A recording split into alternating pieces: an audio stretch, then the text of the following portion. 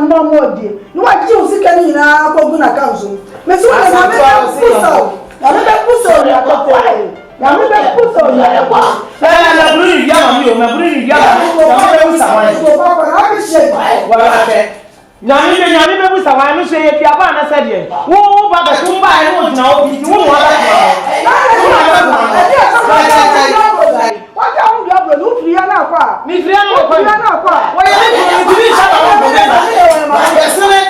say wo say yan kwa say ku mi de madam fo say me kwasi ase wo mu she madam fo wo mu akwa wa shaka ba me straight we ba ba twekura what be the minister? The triple scheme that now they never triple.